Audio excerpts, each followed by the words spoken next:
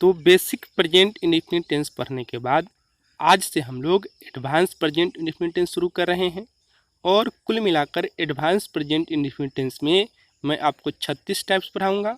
इस वीडियो में हम लोग कुल 2 टाइप को कवर करेंगे। तो चलिए शुरू करते हैं टाइप नंबर 1 से। तो टाइप नंबर 1 में आपको दिख रहा है सोनू पबजी खेलता रहता है। इस सेंटेंस को आप गौर से देखें, इसमें वर्ब के अंत में लगा हुआ है ता रहता है। तो जब भी इस तरह का वाक्य हो जिसमें कि ता रहता है, ती रहती है, ते रहते हैं इत्यादि लगा हो, तो उसको आप कैसे बनाएंगे इस बात को सबसे पहले आप समझिए। तो सबसे पहले आप इस सेंटेंस को लिखें और उसके बाद आप एक लाइन छोड़कर रूल लिखें कि अगर प्रेजेंट इंडेफिनिट टेंस में वर्ब के अंत में ता रहता है, ती रहती है, ते रहते हैं इत्यादि आए, तो इसे ट्रांसलेट करने के लिए हम निम्नलिखित स्ट्रक्चर को फॉलो करते हैं। इतना लिखने के बाद आप स्ट्रक्चर लिखेंगे। स्ट्रक्चर में सबसे पहले आपको सब्जेक्ट लगाना है। सब्जेक्ट के बाद गो ऑन या गोज ऑन या फिर कीप ऑन या कीप्स ऑन लिखना है। उसके बाद आपको लिखना है V4 और V4 के बाद अंत में लिखना है ऑब्जेक्ट। तो ये रहा इस तरह के सेंटेंस को बनाने का स्ट्रक्चर। इस स्ट्रक्चर को आप अच्छी तरह से समझिए कि जब भी प्रेजेंट इंडेफिनिट टेंस के वाक्य में वर्ब के अंत में ता रहता है, ती रहती है, ते रहते हैं इत्यादि आए, तो इसको बनाने के लिए सबसे पहले आपको सब्जेक्ट लगाना है। सब्जेक्ट के बाद आपको गो ऑन या गोज ऑन का प्रयोग करना है। आपको मैंने बताया है कि V1 किसके साथ लगता है और V5 किसके साथ लगता है। तो सब्जेक्ट के हिसाब से आप गो ऑन या गोज ऑन का प्रयोग कर सकते हैं। अगर आपको गो ऑन या गोज ऑन लगाने का मन नहीं है तो आप कीप ऑन या कीप्स ऑन का भी प्रयोग कर सकते हैं। अब आप कहेंगे कि गो ऑन या गोज ऑन अच्छा होगा या कीप ऑन या कीप्स ऑन अच्छा होगा, तो ये आपकी मर्जी है। आप गो ऑन या गोज ऑन लगाए या फिर कीप ऑन या कीप्स ऑन लगाए, दोनों में कोई दिक्कत नहीं है। इतना करने के बाद आपको लगाना है V4। यह बहुत इंपॉर्टेंट बात है। अभी तक आपने पढ़ा होगा कि प्रेजेंट इंडेफिनिट टेंस के वाक्य में सिर्फ V1 या V5 का प्रयोग होता है, लेकिन इस तरह का अगर सेंटेंस प्रेजेंट इंडेफिनिट टेंस के वाक्य में आता है तब आपको यहाँ पर V4 का प्रयोग करना होगा। उसके बाद सबसे अंत में आपको लगाना होगा ऑब्जेक्ट। तो ये जो है प्रेजेंट इंडेफिनिट टेंस का संपूर्ण स्ट्रक्चर है। तो इस स्ट्रक्चर पर हम लोग इस सेंटेंस को अनुवाद करते हैं। तो सबसे पहले लगाना है यहाँ पर सब्जेक्ट। और यदि मैं आपसे पूछूं कि सोनू पबजी खेलता रहता है, इसमें सब्जेक्ट कौन है, तो आपका आंसर होगा कि खेलने का काम सोनू कर रहा है, यानी कि सोनू यहाँ पर सब्जेक्ट हो गया। तो हमने सब्जेक्ट लगा लिया। अब यहाँ पर गो ऑन या गोज ऑन लगाना है। तो आप हमें बताइए कि आप यहाँ पर सोनू के हिसाब से गो ऑन लगाइएगा या फिर गोज ऑन लगाइएगा। तो आपने पढ़ा है कि सोनू जो है एक नाम है और नाम के साथ V5 का प्रयोग किया जाता है, और यहाँ पर गो ऑन और गोज ऑन में V5 गोज ऑन है, तो यहाँ पर हम गोज ऑन का प्रयोग कर सकते हैं। या फिर आप कीप ऑन या कीप्स ऑन में से कीप्स ऑन का भी प्रयोग कर सकते हैं। तो मैं यहाँ पर दोनों चीज़ों को लिख रहा हूँ, गोज ऑन या कीप्स ऑन, ये आपकी मर्जी है। अगर एग्जाम में इस तरह का वाक्य आए तो आप कोई एक ही लगाओगे, या तो गोज ऑन नहीं तो कीप्स ऑन। उसके बाद हमें लगाना है V4। तो खेलना का V4 आप जानते हैं कि प्लेइंग होता है, तो हमने प्लेइंग लगा दिया। उसके बाद पबजी का अंग्रेजी हम लोग लिखेंगे, तो यहाँ पर हमने पबजी का अंग्रेजी लिख दिया। तो इस प्रकार से यह सेंटेंस अनुवाद हो गया। तो आपको याद रखना है कि जब भी प्रेजेंट इंडेफिनिट टेंस के वाक्य में ता रहता है, ती रहती है, ते रहते हैं इत्यादि आए, तो उसे बनाने के लिए सब्जेक्ट प्लस गो ऑन या गोज ऑन या फिर कीप ऑन या keeps on plus V4 plus object का प्रयोग करना है। दूसरा उदाहरण देखते हैं। दूसरा उदाहरण है काजल दिन भर पढ़ती रहती है। तो चलिए अब इसको हम लोग ट्रांसलेट करते हैं। सबसे पहले लगाना है सब्जेक्ट, तो हमने लगा लिया सब्जेक्ट काजल। उसके बाद लगाना है गो ऑन या गोज ऑन या फिर कीप ऑन या कीप्स ऑन। तो काजल भी एक नाम है और नाम के साथ आप जानते हैं कि गोज ऑन या कीप्स ऑन का प्रयोग होगा। हमने गोज ऑन या कीप्स ऑन का प्रयोग कर लिया। उसके बाद आपको लगाना है V4, और यहाँ पर आप देख रहे हैं कि पढ़ती रहती है यहाँ पर लिखा हुआ है, और पढ़ना का अंग्रेजी होता है रीड, और रीड का V4 होता है रीडिंग। तो हमने यहाँ पर रीडिंग का प्रयोग भी कर लिया।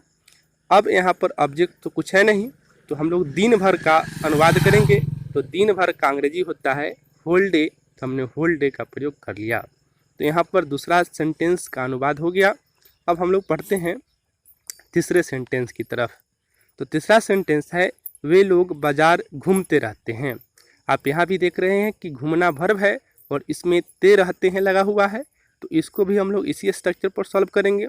सबसे पहले सब्जेक्ट हम लोगों को लगाना है। तो सब्जेक्ट हमने लगाया यहाँ पर दे। उसके बाद दे के साथ आप बताइए कि गो ऑन का प्रयोग कीजिएगा या फिर गोज ऑन का प्रयोग कीजिएगा। उसी प्रकार से कीप ऑन या कीप्स ऑन का प्रयोग कीजिएगा। तो आपको पता है कि I B U the P N यानी कि पुल्लर नंबर के साथ V1 का प्रयोग होता है। तो यहाँ पर गो ऑन या कीप ऑन V1 होगा, तो हमने गो ऑन या कीप ऑन का प्रयोग किया। उसके बाद लगाना है V4। तो यहाँ पर घूमना वर्ब है और घूमना का V4 आप जानते हैं कि वॉकिंग होता है। अंत में लगाना है ऑब्जेक्ट। तो ऑब्जेक्ट यहाँ पर हम लोग लगाएंगे मार्केट।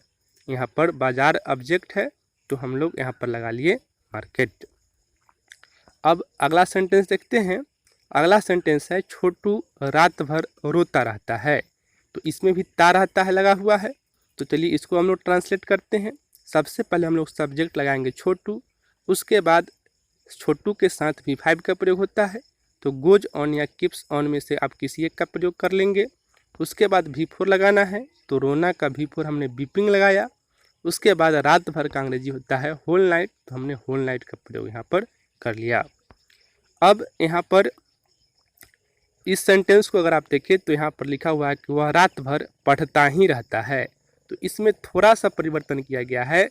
पिछला जो सेंटेंस था उसमें ता रहता है ती रहती है इस तरह की बात थी, लेकिन इसमें है ता ही रहता है।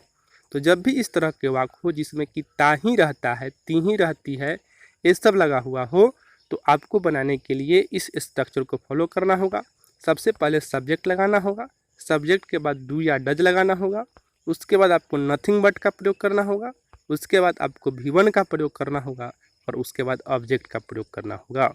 तो आप याद रखें कि जब ता रहता है ती रहती है ते रहते हैं ये सब आए तो आप पिछले स्ट्रक्चर को फॉलो करेंगे। इसमें कि हमने आपको बताया सब्जेक्ट प्लस गो ऑन या गोज ऑन या फिर कीप ऑन या keeps on plus V4 plus object. लेकिन अगर ही यहाँ पर ता ही रहता है ती ही रहती है ते ही रहते हैं इस तरह की बात हो तो आपको लगाना है सब्जेक्ट प्लस डू या does plus nothing but plus V1 plus object. चलिए इसको हम लोग ट्रांसलेट करते हैं। सबसे पहले सब्जेक्ट लगाना है। तो आप देख रहे हैं पर सब्जेक्ट वह है तो वह का अंग्रेजी हमने ही लिखा। उसके बाद आपको लगाना है डू या डज। तो आपको पता है कि ही के साथ डज का प्रयोग होता है तो हमने डज का प्रयोग किया। उसके बाद आपको नथिंग बट लगाना है तो हमने यहाँ पर नथिंग बट का प्रयोग किया। उसके बाद आपको V1 लगाना है। तो पढ़ना का V1 होता है रीड तो हमने रीड का प्रयोग किया। उसके बाद ऑब्जेक्ट कुछ नहीं है तो यहाँ पर हम लोग रात भर को अंग्रेजी में अनुवाद करेंगे। तो रात भर का अंग्रेजी होता है होल नाइट। तो इस प्रकार से पांचवा सेंटेंस को हमने ट्रांसलेट किया। अब यहाँ पर छठा सेंटेंस है मोंटू दिन भर खाता ही रहता है। यहाँ पर आप फिर से देख रहे हैं कि ता ही रहता है लगा हुआ है। तो इसको हम लोग अब ट्रांसलेट करते हैं। तो सबसे पहले हमें सब्जेक्ट लगाना है। तो सबसे पहले हमने यहाँ पर सब्जेक्ट मोंटू लगा लिया। उसके बाद मोंटू एक नाम है और नाम के साथ आप जानते हैं कि डज का प्रयोग होता है तो हमने यहाँ पर डज का प्रयोग किया। उसके बाद नथिंग बट लगाना है तो हमने नथिंग बट भी लगा लिया। अब लगाना है V1 और खाना का V1 आप जानते हैं कि ईट होता है तो हमने ईट का भी प्रयोग कर लिया। अब दिन भर का अंग्रेजी आप जानते हैं कि होल डे होता है। यहाँ पर गलती से होल नाइट लिखा गया है, आप यहाँ पर होल डे का प्रयोग करेंगे। तो यहाँ पर नाइट के जगह पर आपको क्या लगाना है डे लगाना है। तो इस प्रकार से ये सेंटेंस भी अनुवाद हो गया। अब हम लोग सातवां सेंटेंस देखते हैं। सातवां सेंटेंस है तुम लोग हंसते ही रहते हो। इसमें भी आप देख रहे हैं ते ही रहते हो लिखा हुआ है। तो इसको सबसे पहले हमको सब्जेक्ट लगाना होगा। तो सब्जेक्ट हमने लगा लिया यू। उसके बाद यू के साथ आप जानते हैं कि डू का प्रयोग होता है तो हमने यहाँ पर डू का प्रयोग किया। उसके बाद आपको नथिंग बट लगाना है तो हमने यहाँ पर नथिंग बट लगा लिया। उसके बाद लगाना है V1 और हंसना का V1 होता है लाफ तो हमने लाफ का प्रयोग कर लिया।